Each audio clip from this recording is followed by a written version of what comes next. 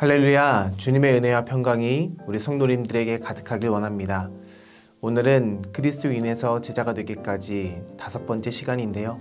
오늘 함께 나눌 주제는 믿음, 소망, 사랑입니다.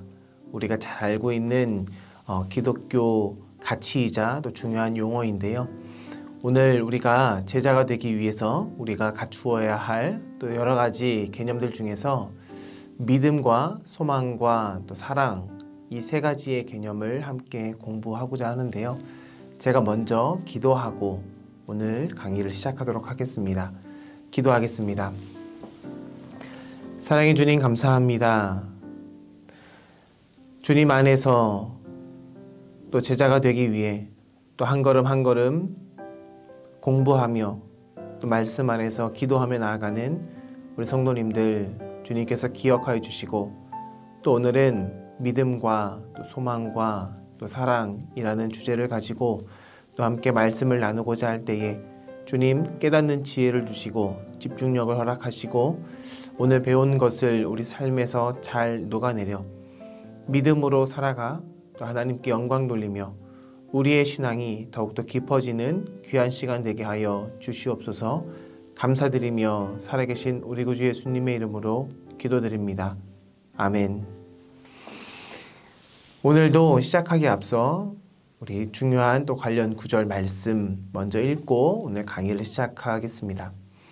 함께 읽을 말씀은 고린도전서 13장의 말씀인데요. 사랑은 언제까지나 떨어지지 아니하되 예언도 패하고 방언도 그치고 지식도 패하리라. 우리는 부분적으로 알고 부분적으로 예언하니 온전한 것이 올 때에는 부분적으로 하던 것이 패하리라. 내가 어렸을 때에는 말하는 것이 어린아이에 같고 깨닫는 것이 어린아이와 같고 생각하는 것이 어린아이와 같다가 장성한 사람이 되어서는 어린아이의 일을 버렸노라. 우리가 지금은 거울로 보는 것 같이 힘이 하나 그때에는 얼굴과 얼굴을 대하여 볼 것이요 지금은 내가 부분적으로 아나 그때에는 주께서 나를 아신 것 같이 내가 온전히 알리라. 그런즉 믿음, 소망, 사랑, 이 3가지는 항상 있을 것인데 그 중에 제일은 사랑이라. 아멘. 믿음, 소망, 사랑, 이 3가지는 우리가 예수님을 믿고 제자로서 살아가는 데 없어서는 안 될 중요한 가치들입니다.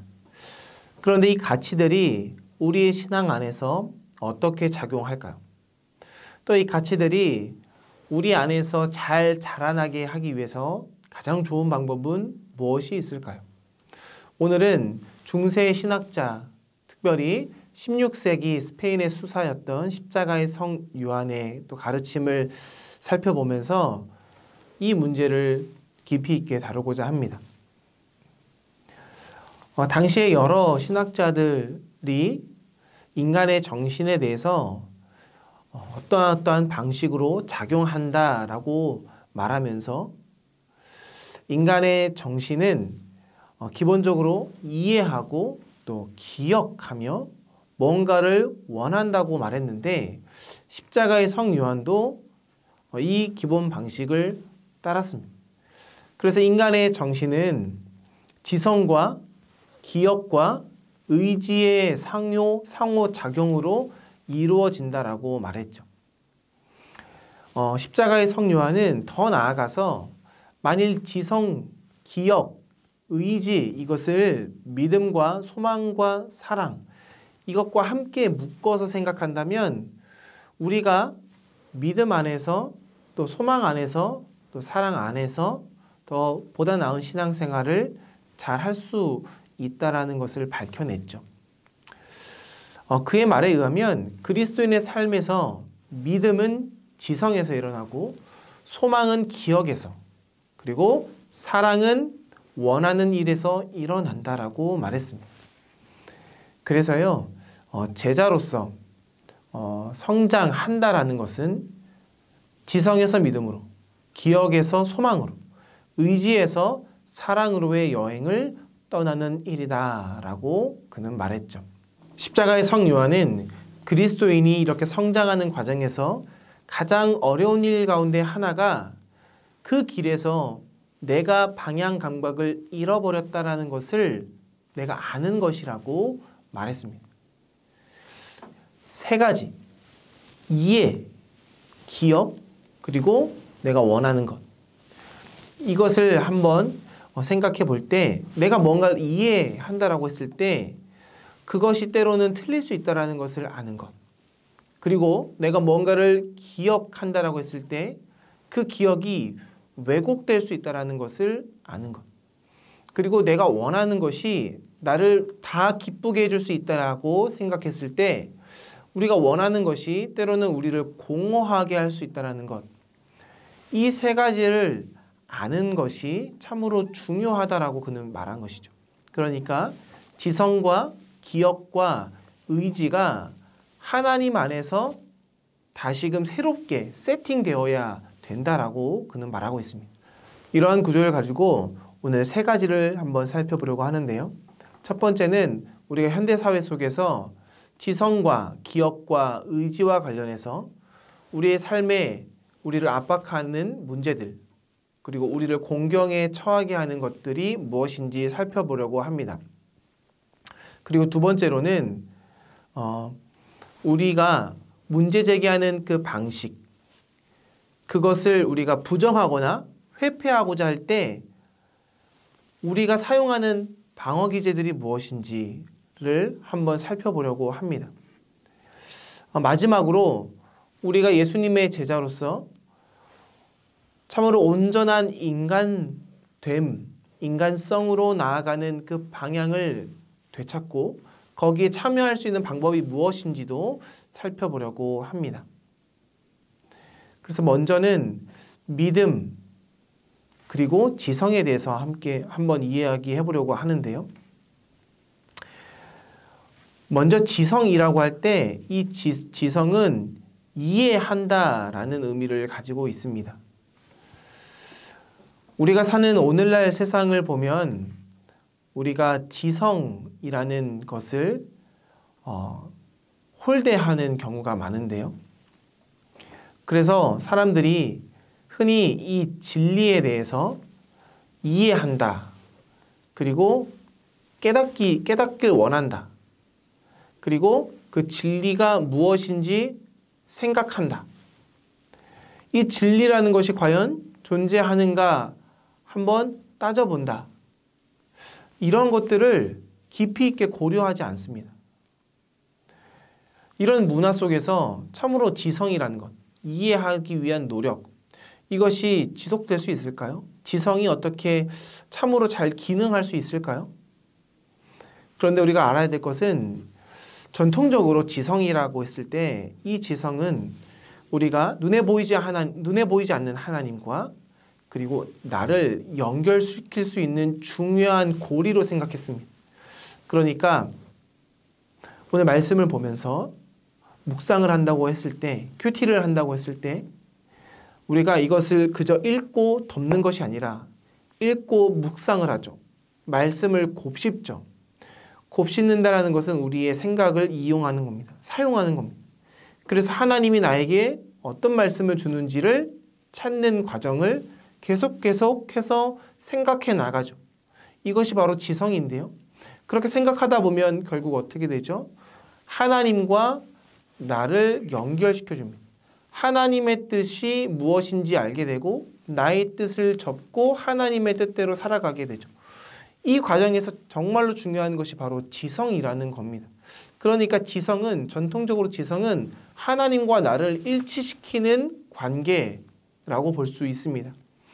이렇게 지성이 우리 안에서 원활하게 작동될 때 우리는 진리를 추구할 수 있죠. 진리가 무엇인지 찾을 수 있죠.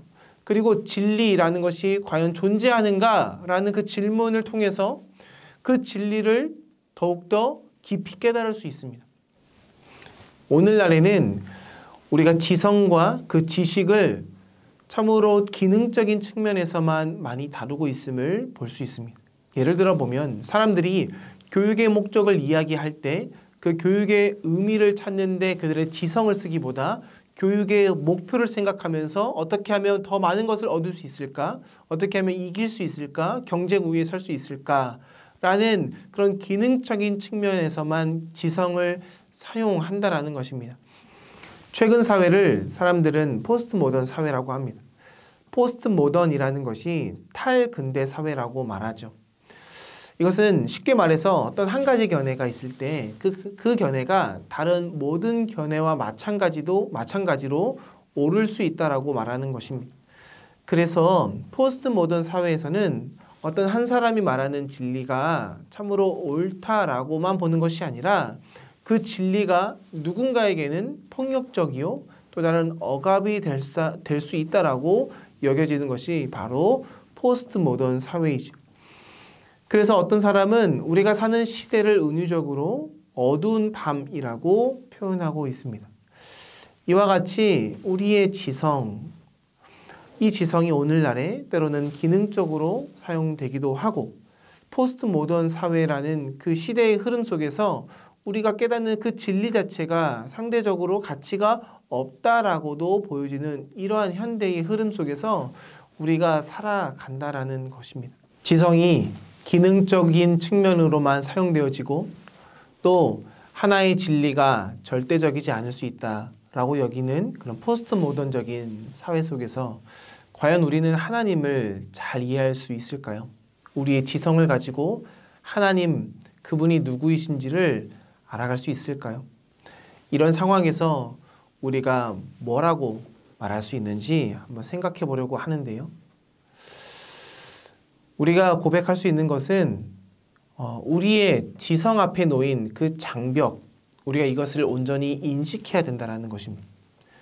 그리고 우리가 이해한다라고 했을 때 그 이해한다라는 것을 휘어잡고 있는 그 혼돈과 상실, 쉽게 말하면 내가 이해하는 것이 때로는 왜곡될 수 있고 때로는 내가 이해하는 것이 나를 풍요롭게 할 수 없는 것이 될 수 있다는 것을 깨닫는 것. 그러니까 내가 이해하는 것이 틀릴 수 있다. 이것을 깨닫는 데서부터 어쩌면 우리의 신앙이, 우리의 지성이 발전할 수 있다는 것입니다. 내가 틀릴 수 있다. 내가 옳지 않을 수 있다. 이것부터 시작되어야 된다는 것이죠. 신앙이라고 할 때 우리가 뭔가를 신앙한다라는 것은 우리의 모든 문제를 해결해 주는 수단이 아닙니다. 신앙은 아주 간단하게 말해서 이렇게 말할 수 있죠. 신뢰할 수 있는 관계. 이것이 바로 신앙입니다. 신뢰할 수 있는 관계. 이것은 내가 뭔가를 이해하지 못하더라도 하나님께서 늘 내 옆에 계시고 그 하나님을 내가 기댈 수 있다. 이게 바로 신뢰할 수 있는 관계라는 것입니다. 이것이 바로 신앙이라는 것이죠. 그래서 우리의 전제는 무엇입니까? 우리의 지성을 이용해서 최대한 하나님을 알기 위해, 이해하기 위해 끊임없이 묵상하고 도전해야 되지만 우리가 언제든지 틀릴 수 있고 내가 언제든지 모를 수 있다는 것을 깨닫는 것이죠. 이것이 참으로 중요한데요. 왜 중요하냐면 예수님의 제자들도 그렇게 주님을 믿고 따랐기 때문입니다.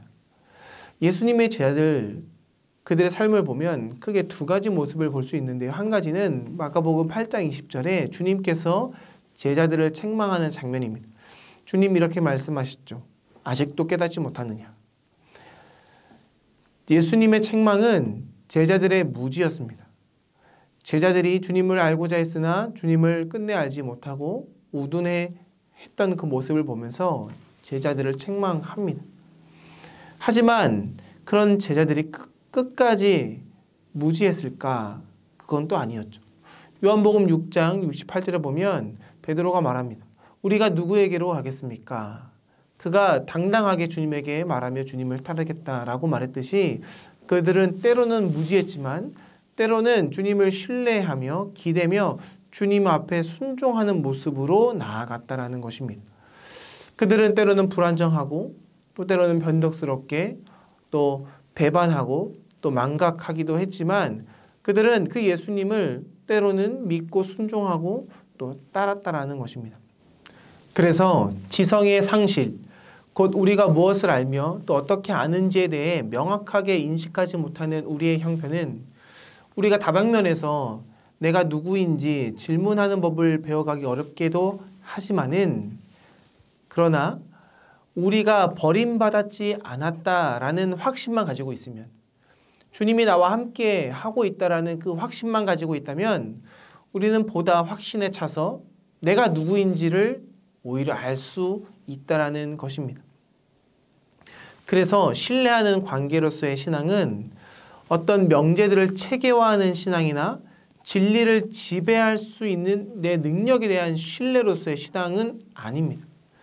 그럼 신뢰 관계로서의 신앙이란 무엇이냐? 오히려 진리가 나를 지배할 수 있게 하는 겁니다. 내가 잡을 수는 없어도 사로잡히는 것입니다.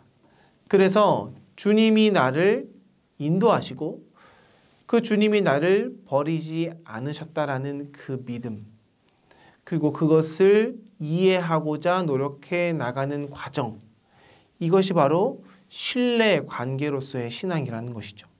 여기에 중요한 것이 우리의 지성이라는 것입니다. 우리의 생각을 가지고 그 주님을 끊임없이 묵상하고 이해하려고 노력하고 생각하며 나아갈 때에 우리의 믿음이 더욱더 깊어질 수 있다는 것이죠. 그래서 우리가 이 시대 속에서 그리고 앞으로 다가올 시대 속에서 우리가 그리스도인들로서 또 선포해 나가야 되는 그 신앙은 어떤 현명한 체계를 말하는 것이 아닙니다. 오히려 신뢰할 수 있는 관계를 세워 나가는 것이 되어야 합니다. 우리가 할 일은 우리를 내버려 두지 않으시는 그 하나님과 떠나가지 않으시는 그 그리스도를 신뢰하는 것입니다. 또한 내가 누군가에게 그렇게 신뢰할 만한 사람이 되어야 한다라는 것입니다. 무엇으로요? 우리 지성으로요. 즉 다시 말해서 우리 주변에 소외감을 느끼는 사람, 그리고 내가 누구이며 내가 어디 있을지 모르는 사람들에게 다가가서 그들에게 신뢰를 쌓는 것입니다. 무엇으로요? 우리의 생각과 우리의 지성으로. 그래서 우리의 생각을 가지고 우리가 깨달은 바를 가지고 우리의 지성을 가지고 우리 주변에 버림받은 사람들과 고난당한 사람들, 그리고 변두리로 밀려난 사람들에게 신실하게 대하는 것입니다. 그리고 너가 홀로 있는 것 같으나 하나님이 너와 함께 한다라고 말해주는 것입니다. 이 지성, 이것이 바로 우리의 믿음의 단계를 한 단계 깊은 단계로 이끌어갈 수 있다라고 하는 것입니다. 그리고 나서 우리가 생각해야 될 것은 소망입니다. 소망, 이것은 기억과 연관된다고 했죠. 지성에서 다루는 문제가 진리란 무엇인가, 그리고 내가 얼마나 잘 모를 수 있는가, 이것을 깨닫는 것에 대한 생각이라면 우리의 기억 앞에 놓인 문제는 내가 누구인지를 알지 못하고 있는, 그러니까 내가 누구인지 잊었는가에 대한 문제를 해결하는 것입니다. 오늘날 우리는 내가 누구인지 모르면서 살아가고 있습니다. 많은 사람들이 그렇게 살아가죠. 한번 생각해 볼까요? 오늘날 그리스도인으로 산다는 것은 무엇을 뜻하나요? 여기에 대한 답변이 있으신가요? 한 번 더 질문하겠습니다. 오늘날 하나님의 부름으로 하나님의 백성으로 세움받은 나는 누구일까요? 나의 정체성은 무엇인가요? 여기에 대한 답변이 있습니까? 여기에 대해서 누군가에게 쉽게 답변할 수 있습니까? 하나님을 믿기 전과 하나님을 믿은 이후의 나는 동일한 사람일까요? 아니면 다른 사람일까요? 동일한 사람이죠. 하지만 다른 사람입니다.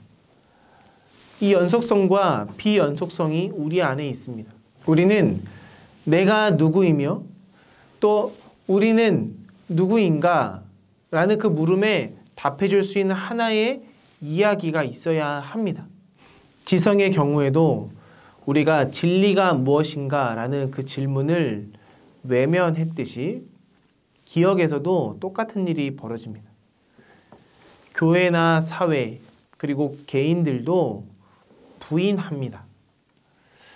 나의 과거 그리고 교회의 전통 이것을 외면하고 그리고 과거의 치부를 숨기고 사람들 앞에 좋은 이야기, 만족스러운 이야기를 꾸며서 상상으로 과거를 왜곡한다라는 것이죠.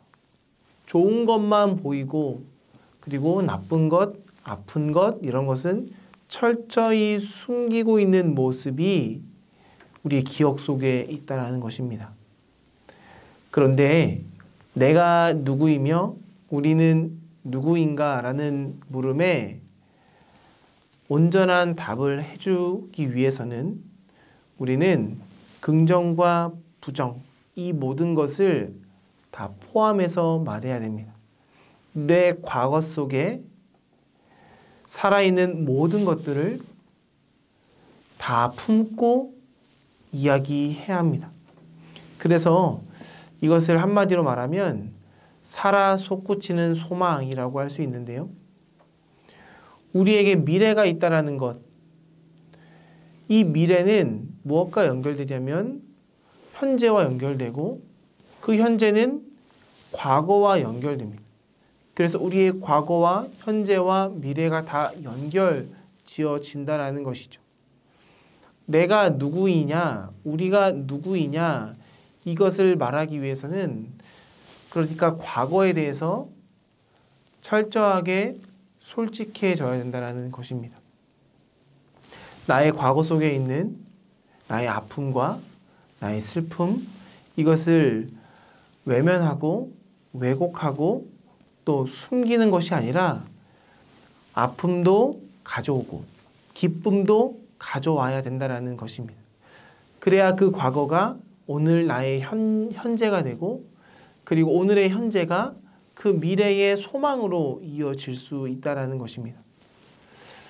그래서 과거와 현재와 미래를 연결시켜주는 이 모든 연결고리는 하나의 키워드로 이어지는데요. 그것은 바로 사랑입니다. 사랑이라는 키워드로 과거의 아픔을 볼 줄 알아야 되고 사랑이라는 키워드로 우리의 기쁨을 확인해야 합니다. 그래서 하나님이 나의 과거의 아픔 가운데 어떻게 함께 하셨는지 그리고 하나님이 나의 과거의 기쁨 가운데 어떻게 개입하셨는지를 봐야 한다라는 것이지요.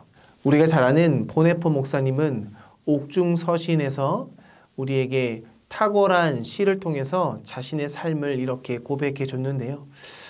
그 시를 한번 읽어볼까요?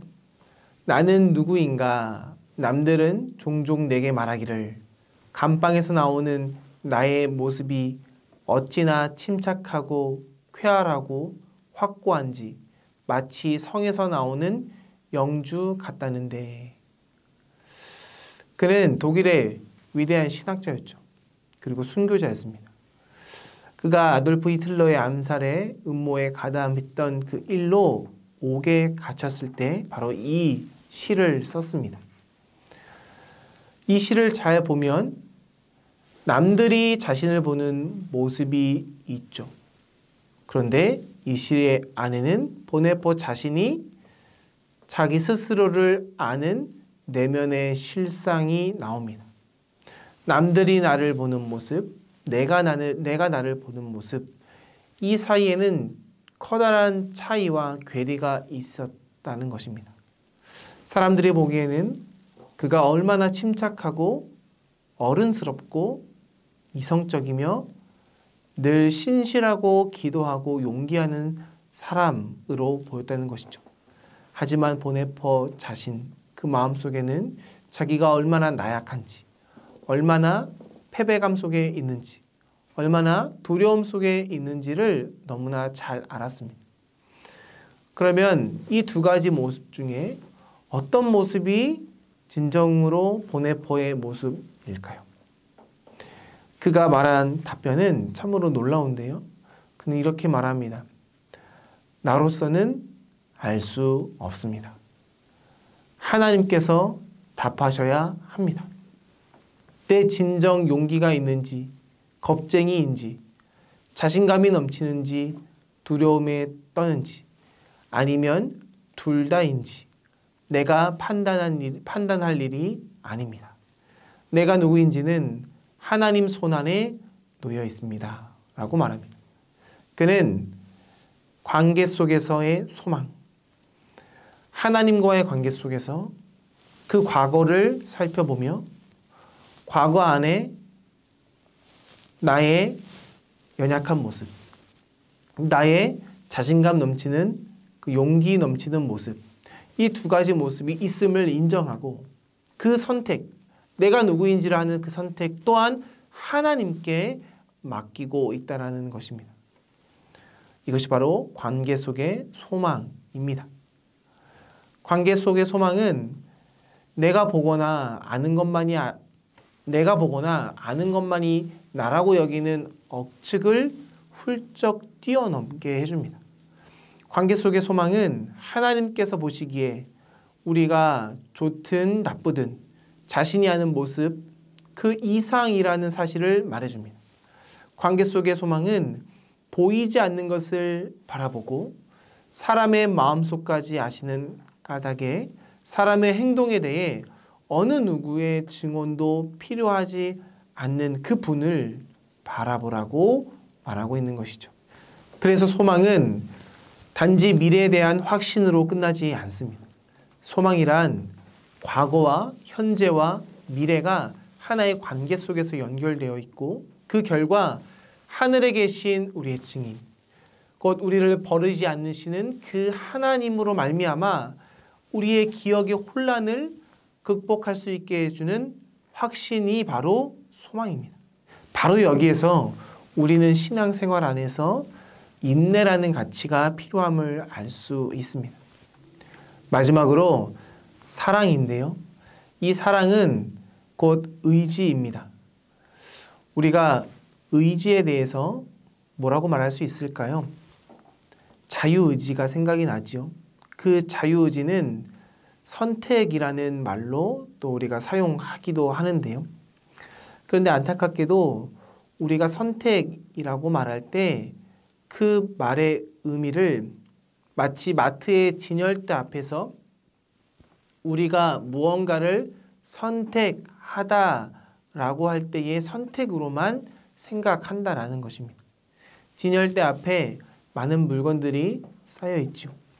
그리고 우리가 원하는 대로 마음껏 선택할 수 있습니다. 즉 고를 수 있죠. 그러나 이렇게 행동하는 것은 우리의 의지와 그리고 우리의 선택을 일련의 단절되고 파편화된 어떤 선택의 행위로 다루는 것이 됩니다. 그래서 이러한 의미로 선택이라는 그 단어를 말할 때 우리는 이 선택, 이 의지가 참으로 피상적이고 참으로 단편적인 의미로 국한되게 되는데요. 나는 그 물건을 가질 수 있고 가지지 않을 수 있다. 그러니까 선택은 우리 삶에 있어서 별로 중요하지 않다. 더 중요한 것은 지금 여기서 내가 자유롭게 선택을 행사할 수 있다라고 이어지기 때문에 이렇게 우리의 자유, 의지를 논하다 보면 우리는 어느 쯤에선가 우리가 진정으로 우리 되게 해주는 그 선택, 그 의미를 상실할 수 있다는 것입니다. 오늘의 작은 선택이 내일의 나를 만들죠. 그런데 오늘의 작은 선택을 이렇게 마트에서 무언가 하나 고르고 안 고른 거의 방식으로 생각한다면 우리의 의지라는 그 의미가 참으로 깊이 없는 의지가 된다는 것입니다. 그렇다면 우리가 의지에 대해서 말할 때 어떻게 말해야 될까요? 먼저 우리가 취해야 될 의지는 자유입니다. 근데 그 자유가 말하는 그것은 바로 우리가 우리 자신이 될 자유라는 것이죠. 그러니까 내가 나를 되게 만드는 선택의 의미로 우리는 의지를 이해해야 합니다. 먼저 우리가 자유에 대해서 잠깐 생각해 보려고 하는데요. 만약 우리가 매 순간 우리가 원하는 자유만을 주장한다면 우리는 어떤 모습으로 변화될까요? 우리는 내가 원하는 모습, 그 속에서 자유를 더더욱이 잃어버릴 것입니다. 왜냐고요? 우리가 원하는 모습이 되기 위해서는 우리 안에 있는 하나님의 형상, 즉 하나님이 원하시는 모습대로 우리가 자라나야 우리는 참으로 우리가 원하는 모습이 될 수 있기 때문입니다. 만약 그 하나님이 제외된 채 내가 자유롭게 내 마음대로 선택해버린다면 어느 순간 우리 안에 그 자유는 사라지고 말 것이라는 것이죠. 그래서 우리는 하나님이 원하시는 모습의 나를 찾기 위해서 우리의 자유를 사용해야 합니다. 여기서 필요한 것이 바로 사랑이라는 것이죠. 그 사랑은 이렇게 말할 수 있습니다. 받아들이는 자유. 그래서 사랑은 받아들이는 자유의 또 다른 말입니다. 이 말이 참 어렵죠. 받아들인다라는 것은 하나님의 뜻을 받아들인다라는 것입니다. 나의 뜻대로 살아가는 것이 아니라 하나님의 뜻을 받아들이는 자유. 이것이 바로 사랑이라는 것이죠. 그 사랑은 우리로 하여금 우리 안에 있는 염려를 내어 쫓도록 힘을 줍니다. 그 사랑은 우리를 풍요롭게 하죠. 그리고 우리가 헌신하면서 살아갈 수 있도록 도와줍니다.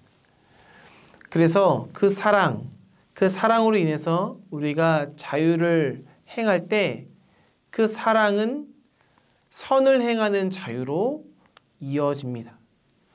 우리가 무언가를 선을 행하고 나아가서 그 선을 행하기 위해서 생각하고 그리고 그 사랑으로 말미암아 우리의 미래를 소망하게 된다는 것이죠. 그래서 사랑은 믿음과 소망과 사랑 이 중에서 가장 중요한 신앙의 요소가 되는 겁니다. 사랑이 있어야 우리의 지성이 온전해지고 그 지성이 믿음에 이르게 하고 사랑이 있어야 또 우리가 소망할 수 있게 된다는 것입니다. 바울은 고린도전서 13장에 이렇게 말했죠. 사랑은 선을 행하는 것이다. 그런데 그 사랑이 선을 행하는 것을 넘어서서 그 사랑은 다른 사람을 기뻐하고 또 다른 사람의 실패를 즐거워하지 않으며 생명과 기쁨을 낳는 진리를 기꺼이 받아들이게 된다고 말합니다. 요한일서 4장 10절에 이런 말씀이 있습니다. 사랑은 여기 있으니 우리가 하나님을 사랑하는 것이 아니요 하나님이 우리를 사랑하사 우리 죄를 속하기 위하여 화목제물로 그 아들을 보내셨습니다. 사랑해야 믿음, 소망, 사랑을 완전하게 이룰 수 있다고 했죠. 하지만 우리가 사랑을 하기 위해서는 먼저 필요한 것이 있습니다. 그것은 우리가 사랑을 받아야 합니다. 우리가 사랑을 받아야 우리는 누군가를 사랑할 수 있게 됩니다. 그래서 오늘의 결론은 우리는 먼저 사랑을 받아야 한다는 것입니다. 사랑을 받고 사랑을 해야 믿음과 소망 안에서 살아갈 수 있게 됩니다. 그 사랑이 우리 마음과 정신 속에 깊이 뿌리 내리면 우리는 우리가 누구인지를 알 뿐만 아니라 우리가 무엇을 구해야 하는지도 압니다. 사랑으로 말미암아 우리는 이 세상을 그리고 나 자신을 이 교회를 새롭게 발견하고 그리고 새로운 공동체로 새로운 나로 새로운 사회로 즉 하나님의 나라로 바꾸어 갈 수 있다는 것이죠. 신약 성경에서도 이렇게 가르칩니다. 하나님의 복음은 영원하신 존재, 곧 우리의 현재의 모습과 장차 변화될 모습에 온 힘과 지성을 쏟아서 일하시는 분에 관한 기쁜 소식이다라고 말하죠. 그분은 우리가 이루어야 할 그 모습들을 향해서 성장해 가는데 굉장히 큰 관심이 있습니다. 그분은 우리가 어떠한 삶으로 살아가야 할지에 대해서 너무나 지극한 관심과 정성을 쏟으시죠. 그 하나님이 바로 우리의 하나님이라는 것입니다. 그 하나님이 우리가 믿음과 소망과 사랑을 이루길 원한다는 것이죠. 그렇다면 우리가 예수님을 믿는 제자로서 믿음과 소망과 사랑 이것을 선포하면서 보여줄 수 있을까요? 네, 할 수 있습니다. 물론 우리가 때로는 그릇 행하죠. 때로는 악한 마음을 품을 수도 있습니다. 때로는 믿음과 소망과 사랑을 거부할 수도 있습니다. 그렇게 연약한 우리의 모습이 여전히 우리 곁에 있습니다. 그런데 지성과 기억과 의지 이 방법을 통해서 우리가 하나님의 그 사랑 안에 나아간다면 오늘 우리는 우리가 모를 것을 인정하고 우리가 알기 위해 노력하고 우리가 의지를 들여 사랑하며 나아갈 때에 우리는 어제의 나보다 오늘의 내가 보다 나은 모습으로 변화될 수 있다는 것을 꼭 기억하십시오. 그래서 믿음, 소망, 사랑 이 세 가지 지성, 기억, 의지 이것과 연결되어 우리는 오늘의 우리의 삶에서 하나님의 나라를 이루어가는 믿음의 사도가 될 수 있습니다. 오늘 이렇게 강의를 마치겠는데요. 쉽지 않은 내용이죠. 믿음, 그저 믿으면 된다라고 생각했고 소망, 미래를 향해 우리의 마음을 투척하면 된다라고 여기고 또 사랑, 내가 사랑하면 되지라고 생각했지만 그 안에 참으로 어려운 과정들이 있음을 함께 배웠습니다. 우리의 생각을 또 우리의 기억을 또 우리의 의지를 들여서 우리가 믿음 생활하며 나아갈 때에 우리 믿음과 소망과 사랑이 더욱더 깊어질 수 있음을 기억하면서 우리 이 시간 1분간 하나님 나의 믿음이 하나님 나의 소망이 나의 사랑이 주님 안에서 주님이 우리를 사랑하시는 그 사랑 안에서 보다 더 깊어지고 또 믿음이 또 소망이 사랑이 더욱더 온전해지는 그 은혜를 맛보게 해달라고 우리 시간 잠시 기도하고 제가 기도하고 마치겠습니다. 기도하시겠습니다.